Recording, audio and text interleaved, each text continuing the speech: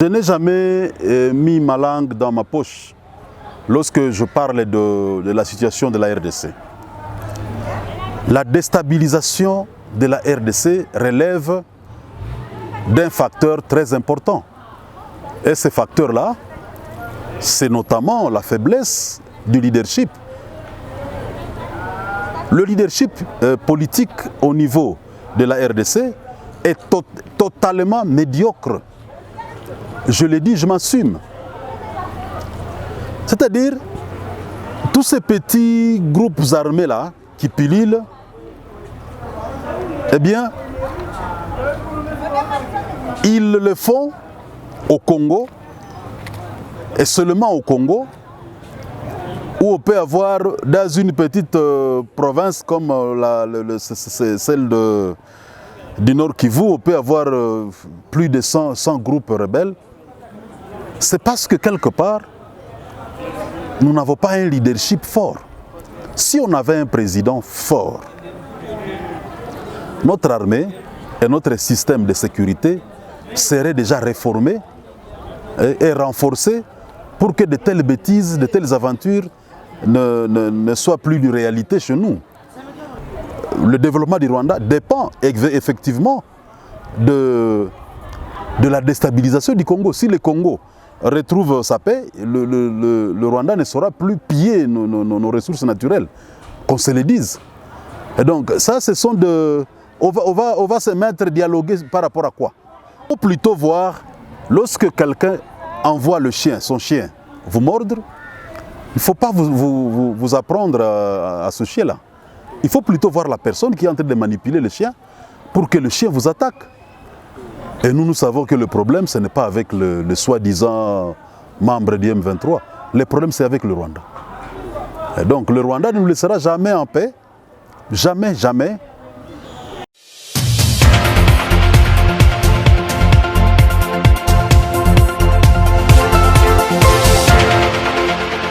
Chers internautes de Léon Tcholéo, vous nous suivez de partout dans le monde. Nous sommes à Butembo, à l'est de la RDC. Et voilà, le M23 a réapparu ici à l'est et demande le cessez-le-feu. Léon Tcholéo qui vous reçoit pour vous, Maître Joseph Kouletata, chercheur à question des groupes armés, nous parle de M23 et la déclaration de Kambala. Ne manquez pas de vous abonner sur la chaîne Léon Tcholéo News.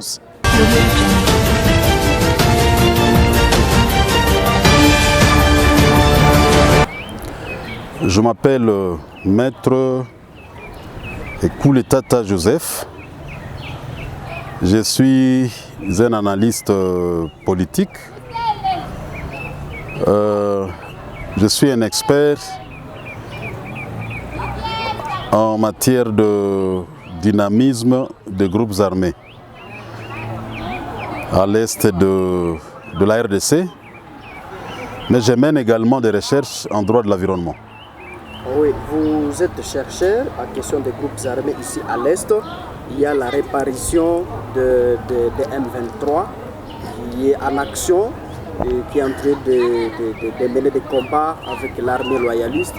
Et toi qui es chercheur, pouvez-vous nous parler des accords de Kambala, Joseph Koulé?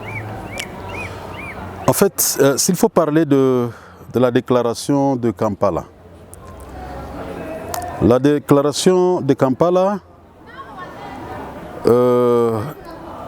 était une suite de pourparlers. Disons qu'il y avait des pourparlers qui avaient déjà commencé entre le gouvernement de la RDC et le M23. Alors c'est à l'issue de ces pourparlers qu'on est arrivé à signer un engagement, un acte d'engagement ou un accord entre les deux parties. Et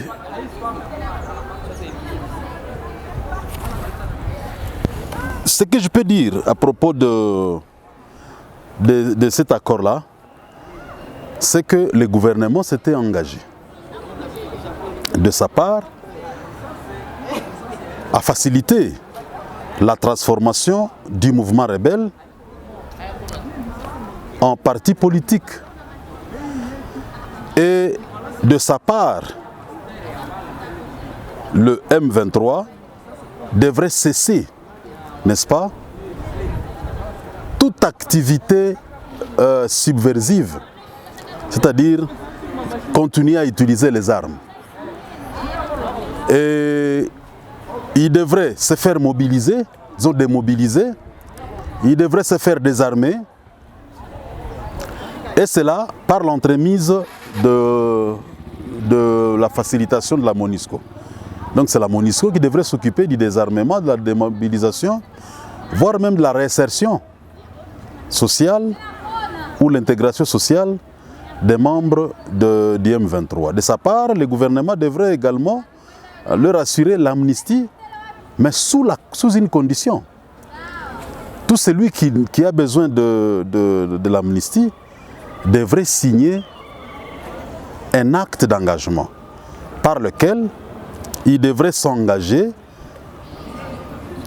à ne plus jamais, donc à renoncer à la vie subversive, donc à la rébellion. Il devrait s'engager qu'il n'allait plus reprendre les armes contre la République, qu'il ne pouvait plus revenir à l'usage ou à toutes sortes d'activités ayant trait à l'usage des armes à feu. Alors, je peux dire que c'est l'essentiel dans cet accord-là. Il est quand même surprenant qu'après cet acte d'engagement, les membres du M23 continuent à garder les armes jusqu'à aujourd'hui. Ils ont les tenues militaires, ils ont les armes, et ils continuent à occuper des positions sans autorisation aucune et sans qualité aucune.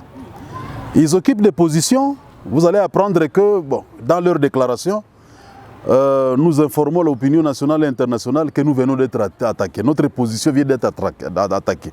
Mais votre position, vous qui? Qui vous a donné l'autorisation d'aller occuper ou d'aller camper dans le parc national de Virunga avec vos armes, et vous y restez avec l'autorisation de qui? Et donc il s'agit de la détention illégale d'armes de guerre, qui est une infraction. C'est que ces gens-là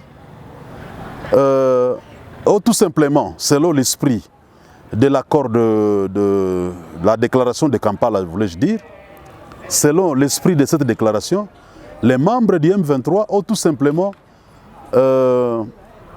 renoncé au bénéfice de l'amnistie. Même ceux-là qui avaient déjà changé, disons, qui avaient déjà pris l'engagement, qui avaient déjà signé l'acte d'engagement et qui étaient censés être considérés comme bénéficiant dûment de l'amnistie, eh bien, ils y ont renoncé.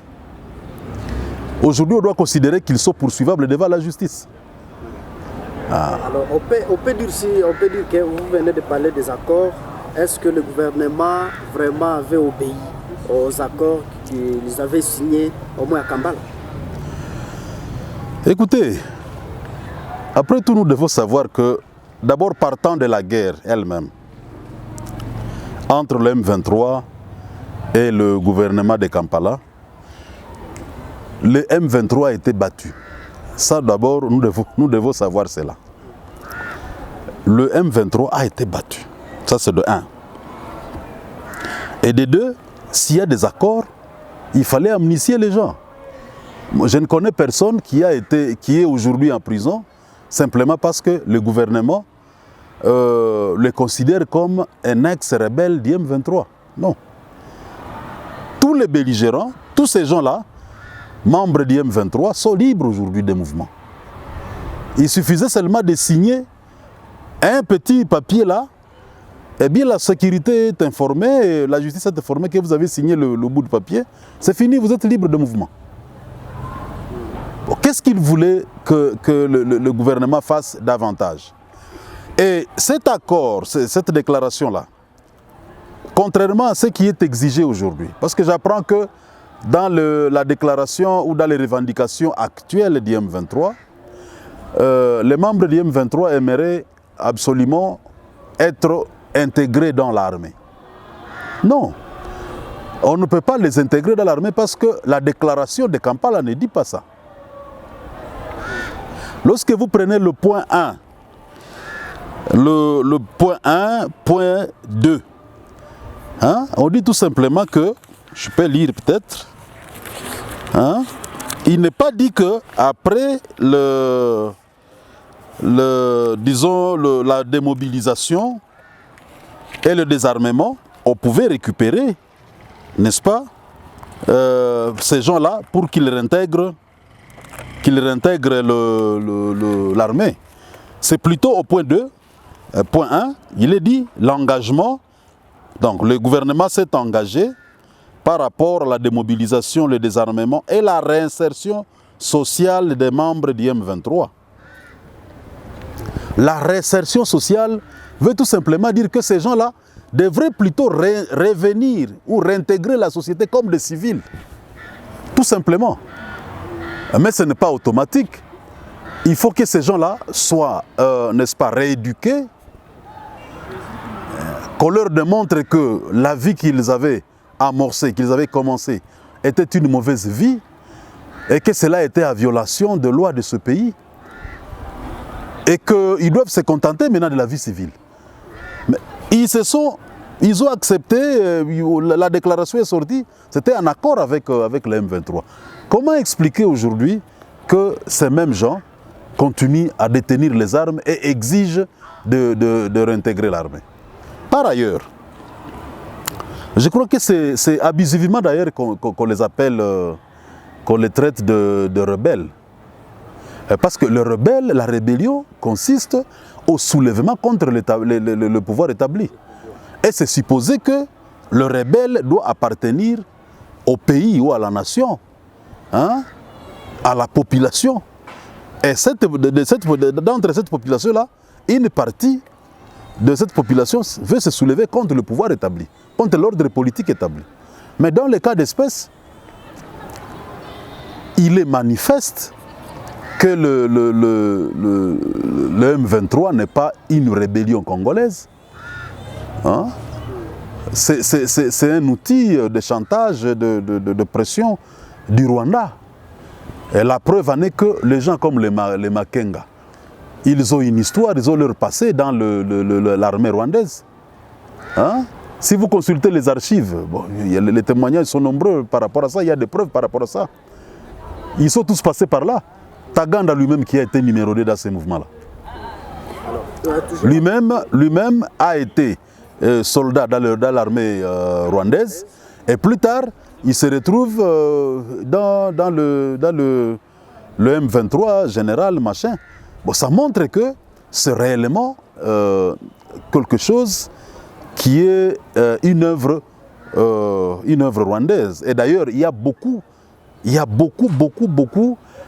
de déclarations là-dessus. Hein, beaucoup de structures, même internationales, des organismes internationaux, ont reconnu que le M23 était manipulé dans tout ce qu'il faisait, était manipulé par le Rwanda. Et donc nous disons que c'est même abusivement qu'on les appelle des rebelles.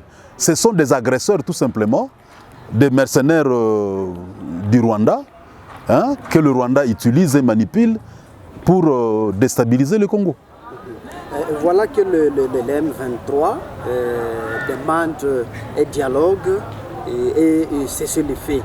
Comment analysez-vous cette histoire? Mais on va demander le cessez-le-feu tout en détenant les armes. Ils n'ont plus le droit de détenir les armes. C'est ce qui est dit dans la déclaration de Kampala. Ils n'ont pas le droit de détenir les armes. La simple détention des armes par les membres du M23 n'a pas sa justification, ni politiquement, ni juridiquement. Et donc, moi je crois que ça, ce sont des manœuvres que Kagame continue à multiplier. Aujourd'hui, il se sert de toutes sortes de groupes armés, FDLR et les autres. Hein? On les soupçonne même d'être derrière les autres qui massacrent les gens à Beni.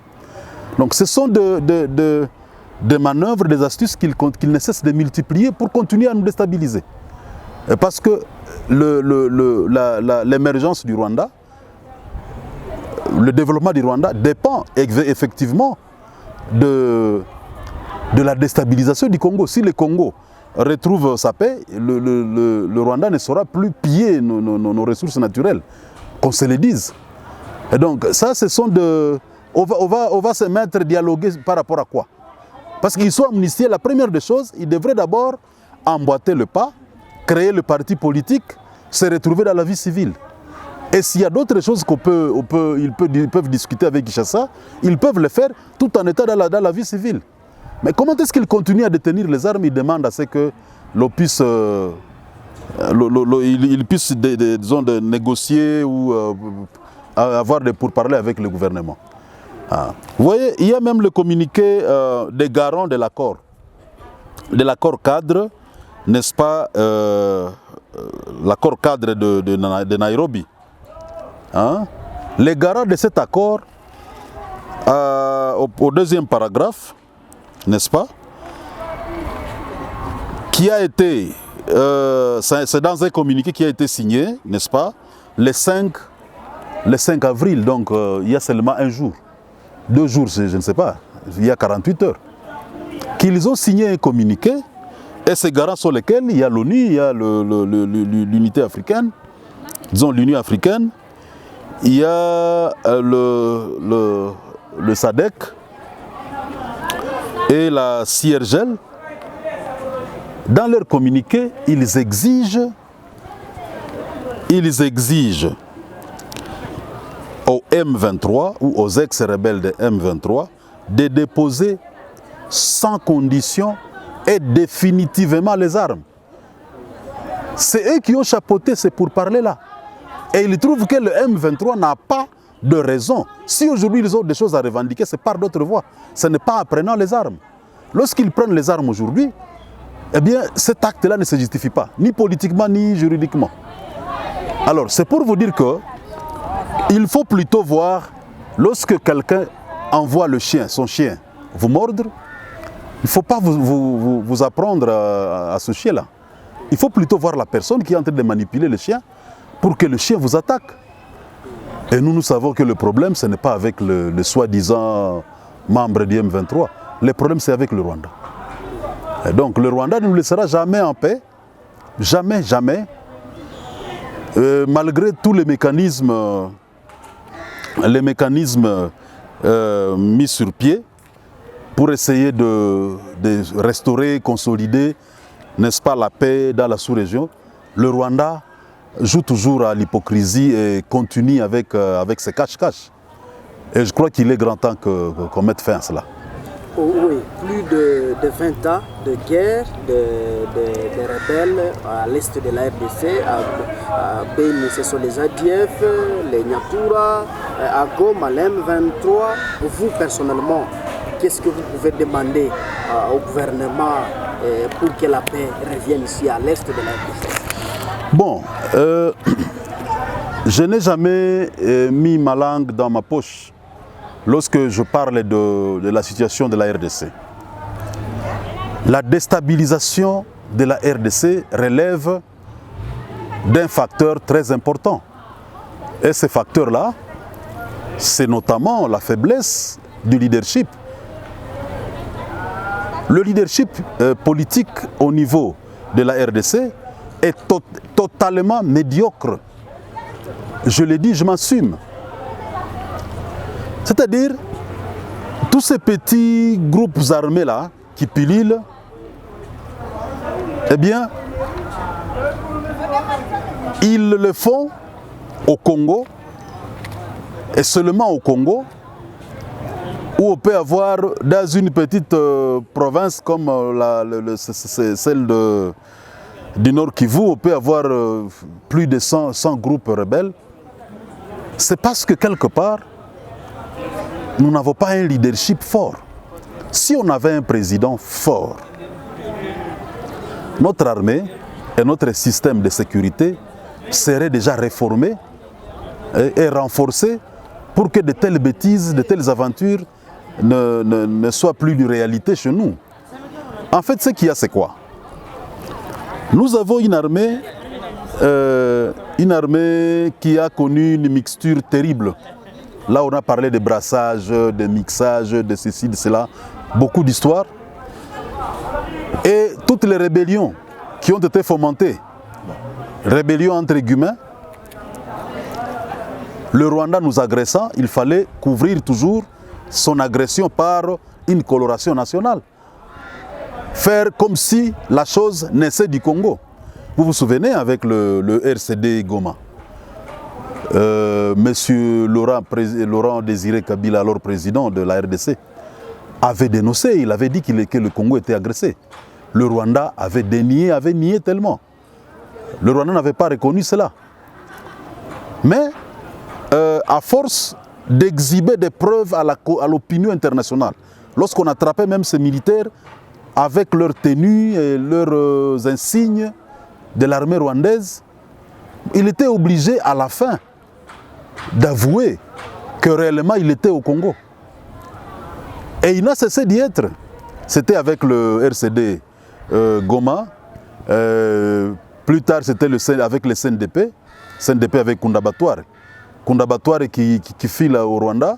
Lorsqu'on demande au Rwanda de nous remettre Kundabatware qui venait de fuir, lorsqu'on a défait le CNDP, qu'est-ce que le Kundabatware dit? Kunda dit non, je ne suis pas congolais, je suis rwandais. Comment est-ce que vous allez m'extrader au Congo? Hein? C'est la même aventure. C'est comme Jean Bosco Taganda qui dira aussi, quand il arrive à la CPI, le fameux général Bosco Taganda, bon, il se présente comme étant un Rwandais et non un Congolais. Et donc, avec tout ça, c'est pour dire que notre pays est tellement... le pays saigne pendant toutes ces années. C'est tout simplement parce que nous n'avons pas une armée digne de ce nom. L'armée est constituée de beaucoup d'étrangers. À chaque occasion qui s'est présentée, soi-disant rébellion, quand on devrait se mettre et négocier, comme le M23 le demande aujourd'hui, c'était une belle occasion pour le Rwanda d'infiltrer ces éléments. Beaucoup de gens aujourd'hui se retrouvent dans la sécurité, les services de sécurité. Hein? Attendez par là l'ANR, hein? La DEMIAP, donc la sécurité militaire, et même la police, ils sont là. Hein? L'immigration, les services d'immigration, ils sont pleins là-bas. Alors comment voulez-vous que ce pays devienne fort, que ce pays soit en mesure de se sécuriser contre l'agression extérieure et tous ces gens qui cherchent, n'est-ce pas, à nous fragiliser. Il n'est pas facile parce que les mêmes gens qui veulent, n'est-ce pas, nous fragiliser, les mêmes gens qui veulent nous détruire, qui veulent nous déstabiliser, ce sont les mêmes gens qui ont leurs pions infiltrés au sein de nos services. Et des services hautement stratégiques. Alors sur ce, moi je crois que si on veut rendre le Congo fort, et on veut mettre fin à des aventures comme les aventures de M23. Les aventures où l'armée rwandaise, chaque matin ou chaque saison, on doit voir une troupe de Rwandais qui se retrouve du côté du Congo. Ils pénètrent quand ils veulent, hein, et ils rentrent bonnement comme si rien n'était. Kagame peut se réveiller le matin, il nous insulte. Hein, il crache même sur le sang de tous ces gens qui sont en train de mourir à Beni. Et il se vante qu'il peut entrer au Congo quand il veut. Il a une bonne partie du territoire congolais qui lui revient de droit. Donc, tout ça, ce sont des propos inacceptables. C'est vraiment inacceptable. Nulle part au monde, on ne peut lancer des propos comme ça contre tout un peuple souverain, un pays souverain. Et le chef de l'État, toutes les institutions du pays se taisent. Ils ne réagissent même pas. Alors qu'en relations internationales, nous avons le principe d'or, qui est le principe de la réciprocité. Ce que notre État vous fait, vous avez le droit de répliquer. Hein? C'est ça la bonne manière de confirmer, n'est-ce pas, sa souveraineté. On ne peut pas chaque fois se déclarer ou chanter qu'on est souverain, on est indépendant, alors que dans la pratique, on ne sait pas faire preuve de cette souveraineté. Alors le Congo, son grand malheur, c'est celui-là. Et c'est pourquoi les gens comme le M23 et les autres groupes armés continuent à faire des aventures comme ça. Donc, moi, ce que je peux donner comme proposition pour mettre fin à de telles aventures, ce n'est pas seulement avec le M23, mais avec tous les autres groupes armés. C'est de mettre fin ou de connaître une rupture de système politique. Le système politique ou le leadership n'est là que pour conserver son pouvoir et ne pas défendre valablement le pays, la patrie. Eh bien, ce système-là n'a plus sa place au Congo. Nous avons besoin d'un président qui soit en mesure de privilégier d'abord le patriotisme, la République et ses intérêts après. Et celui-là, aujourd'hui dans les cas d'espèce par exemple, pour y arriver, qu'est-ce que le président peut faire pour rendre le pays plus puissant, remettre le pays à sa place dans les concerts des nations? C'est très simple. Il suffit seulement de mettre en application l'article 63 de la Constitution qui dit que tout Congolais, tout citoyen congolais a le droit et le devoir sacré de défendre sa patrie contre la menace ou l'agression extérieure. Bon alors, dans les cas d'espèce, il suffirait tout simplement de recruter des jeunes, recruter les hommes et les femmes qui sont encore actifs, mettre sur pied un petit programme qui ne va même pas coûter cher aux institutions de la République ou au trésor public. Et ce programme-là consisterait tout simplement à organiser dans chaque quartier, dans chaque commune, un centre de formation accéléré qui pourra durer tout simplement 3 mois, qui équivaut à 100 jours, les 100 jours du chef de l'État. Et pendant les 100 jours, ou les 3 mois et quelque chose, eh bien, tous ces gens-là, tous ces volontaires-là, seraient en train d'apprendre le maniement d'armes, d'apprendre à multiplier pour continuer à nous déstabiliser. Parce que l'émergence du Rwanda, le développement du Rwanda dépend effectivement de la déstabilisation du Congo. Si le Congo retrouve sa paix, le Rwanda ne saura plus piller nos ressources naturelles, qu'on se le dise. Et donc ça, ce sont de... On va se mettre à dialoguer par rapport à quoi? Parce qu'ils sont amnistiés, la première des choses, ils devraient d'abord emboîter le pas, créer le parti politique, se retrouver dans la vie civile. Et s'il y a d'autres choses ils peuvent discuter avec Kinshasa, ils peuvent le faire tout en étant dans la vie civile. Mais comment est-ce qu'ils continuent à détenir les armes? Ils demandent à ce que l'on puisse, disons, de négocier ou avoir des pourparlers avec le gouvernement. Vous voyez, il y a même le communiqué des garants de l'accord cadre, n'est-ce pas, l'accord cadre de Nairobi. Les garants de cet accord, au deuxième paragraphe, n'est-ce pas, qui a été, c'est dans un communiqué qui a été signé, n'est-ce pas, le 5 avril, donc il y a seulement 1 jour, 2 jours, je ne sais pas, il y a 48 heures, qu'ils ont signé un communiqué, et ces garants sont lesquels? Il y a l'ONU, il y a l'unité africaine, disons l'Union africaine, il y a le SADC et la CIRGL. Dans leur communiqué, ils exigent au M23 ou aux ex-rebelles de M23 de déposer sans condition et définitivement les armes. C'est eux qui ont chapeauté ces pourparlers-là.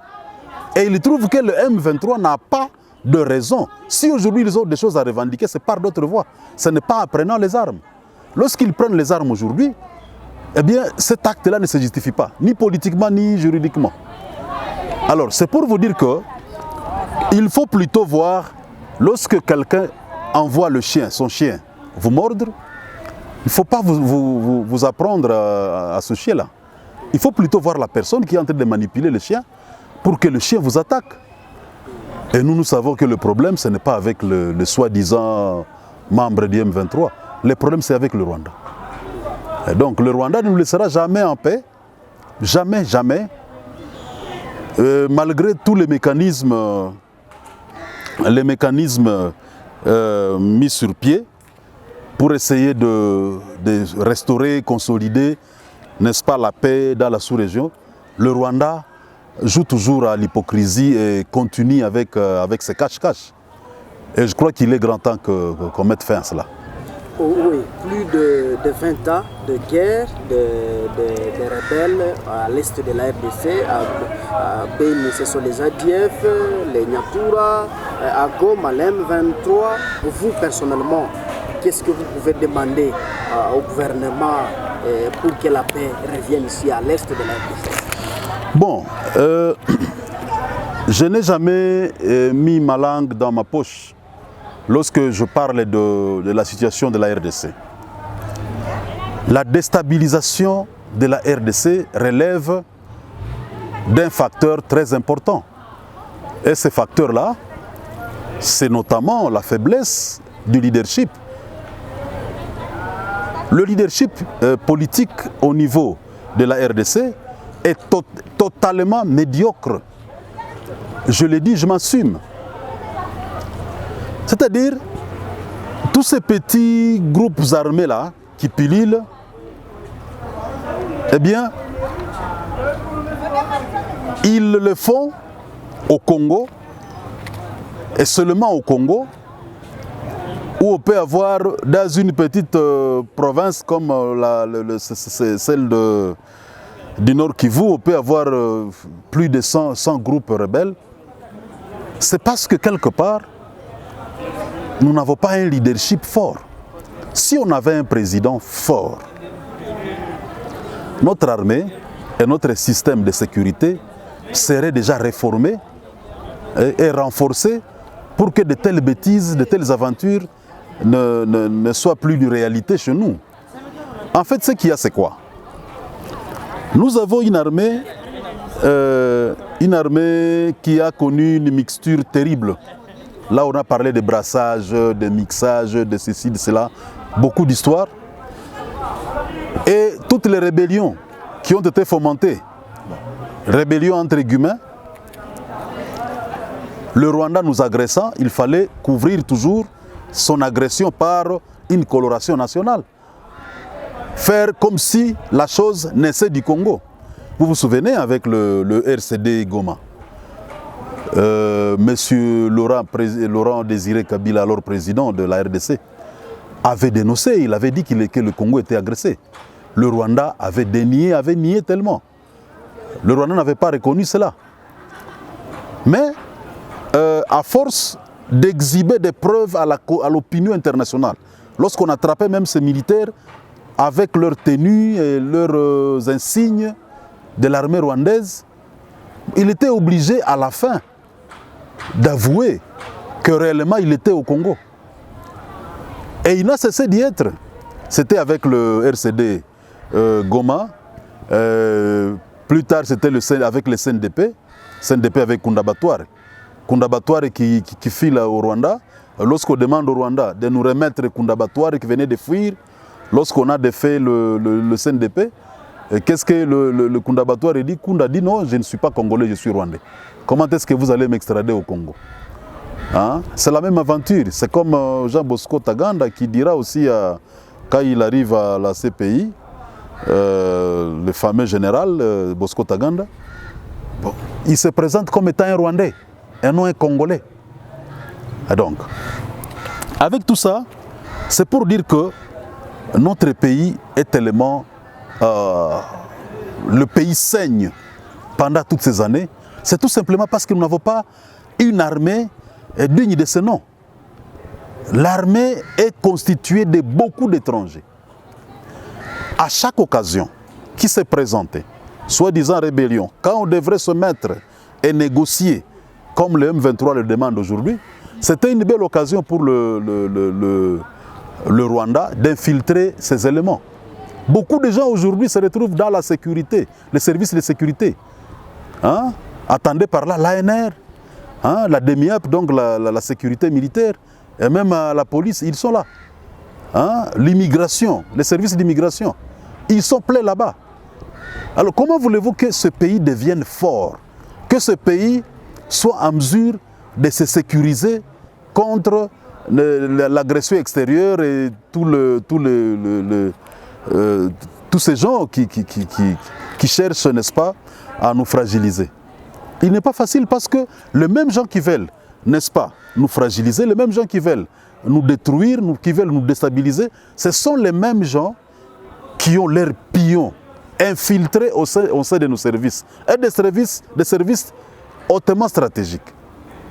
Alors sur ce, moi je crois que si on veut rendre le Congo fort, et on veut mettre fin à des aventures comme les aventures de M23, les aventures où l'armée rwandaise, chaque matin ou chaque saison, on doit voir une troupe de Rwandais qui se retrouve du côté du Congo. Ils pénètrent quand ils veulent, hein, et ils rendent bonnement comme si rien n'était. Kagame peut se réveiller le matin, il nous insulte, hein, il crache même sur le sang de tous ces gens qui sont en train de mourir à Beni. Et il se vante qu'il peut entrer au Congo quand il veut. Il a une bonne partie du territoire congolais qui lui revient de droit. Donc, tout ça, ce sont des propos inacceptables. C'est vraiment inacceptable. Nulle part au monde, on ne peut lancer des propos comme ça contre tout un peuple souverain, un pays souverain, et le chef de l'État. Toutes les institutions du pays se taisent. Ils ne réagissent même pas. Alors qu'en relations internationales, nous avons le principe d'or, qui est le principe de la réciprocité. Ce que notre État vous fait, vous avez le droit de répliquer. Hein? C'est ça la bonne manière de confirmer, n'est-ce pas, sa souveraineté. On ne peut pas chaque fois se déclarer ou chanter qu'on est souverain, on est indépendant, alors que dans la pratique, on ne sait pas faire preuve de cette souveraineté. Alors le Congo, son grand malheur, c'est celui-là. Et c'est pourquoi les gens comme le M23 et les autres groupes armés continuent à faire des aventures comme ça. Donc, moi, ce que je peux donner comme proposition pour mettre fin à de telles aventures, ce n'est pas seulement avec le M23, mais avec tous les autres groupes armés. C'est de mettre fin ou de connaître une rupture de système politique. Le système politique ou le leadership n'est là que pour conserver son pouvoir et ne pas défendre valablement le pays, la patrie. Eh bien, ce système-là n'a plus sa place au Congo. Nous avons besoin d'un président qui soit en mesure de privilégier d'abord le patriotisme, la République et ses intérêts après. Et celui-là, aujourd'hui dans les cas d'espèce par exemple, pour y arriver, qu'est-ce que le président peut faire pour rendre le pays plus puissant, remettre le pays à sa place dans les concerts des nations? C'est très simple. Il suffit seulement de mettre en application l'article 63 de la Constitution qui dit que tout Congolais, tout citoyen congolais a le droit et le devoir sacré de défendre sa patrie contre la menace ou l'agression extérieure. Bon alors, dans le cas d'espèce, il suffirait tout simplement de recruter des jeunes, recruter les hommes et les femmes qui sont encore actifs, mettre sur pied un petit programme qui ne va même pas coûter cher aux institutions de la République ou au trésor public. Et ce programme-là consisterait tout simplement à organiser dans chaque quartier, dans chaque commune, un centre de formation accéléré qui pourra durer tout simplement 3 mois, qui équivaut à 100 jours, les 100 jours du chef de l'État. Et pendant les 100 jours, ou les 3 mois et quelque chose, eh bien, tous ces gens-là, tous ces volontaires-là, seraient en train d'apprendre le maniement d'armes, d'apprendre. Vous venez de suivre Joseph Kouletata, chercheur à question des groupes armés ici à l'est de la République démocratique du Congo. Nous vous disons merci, merci. Restez connectés, restez branchés sur la chaîne Léo News.